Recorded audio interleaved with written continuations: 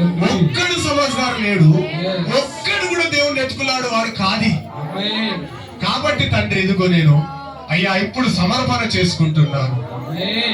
ఇగో ఈ 2025 క్రిస్మస్ లో దేవా ఈ దర్శనం, ఇదిగో ఈ దర్శనము తండ్రి. కాబట్టి నా స్వామి నేను నా పాత్రత ఏంటిదని అడుగుచున్నాను దేవా. తెలువలేక నీ నుంచి పారిపోవాలని చూసినాను, పారిపోతానని చూసినాను దేవా. నా ఇష్టారంగా బ్రతకాలని కూడా చూసినాను దేవా. కానీ నాదేది సఫలము కాలేదు దేవా. నా పని ఏది సఫలము కాలేదు దేవా. నా పొలంలో సరైన ఇత్తనాలు కూడా రాలేవు దేవా. ఇదిగో తండ్రి నా జాబులో సరైన వేతన మాకు ఆశీర్వాదకరంగా లేదు అయ్యా.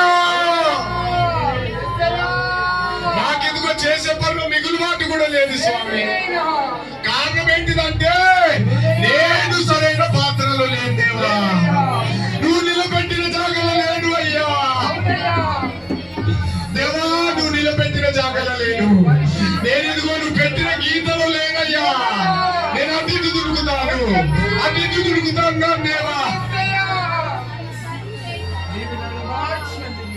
అయ్యా నువ్వు అన్నావు బిడ్డ నేను శూన్యాల నుంచి సృష్టి చేస్తానన్నావు. ఈ శూన్యాలు నేను ఉండలేకపోతున్నానయ్యా. నేను నాది నేను పెరుగుతానని చూస్తున్నానయ్యా. నాది నేను తెలియబెట్టుకుంటానని అంటున్నానయ్యా. నాది నేను మార్చుకుంటానని అంటున్నానయ్యా. కానీ ఈ సంవత్సరం వరకు నాది ఏమి కాలేదు దేవా. నాది నేను చేసుకునేది నాది నేను చేసుకునేది నా బుద్ధిలో నా తెలివితో నా బలముతో ఏది కాలేదు దేవా.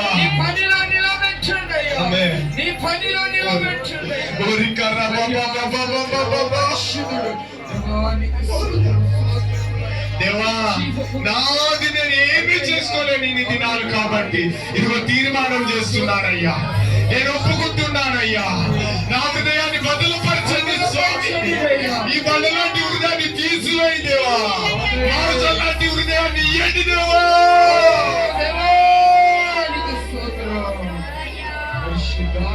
నా వెలుగులో నడవన్నావు దేవా.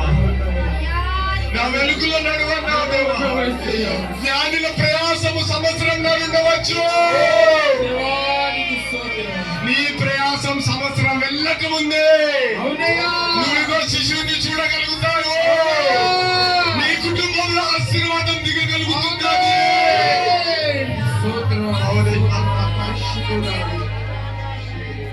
దేవానికి స్తోత్రం.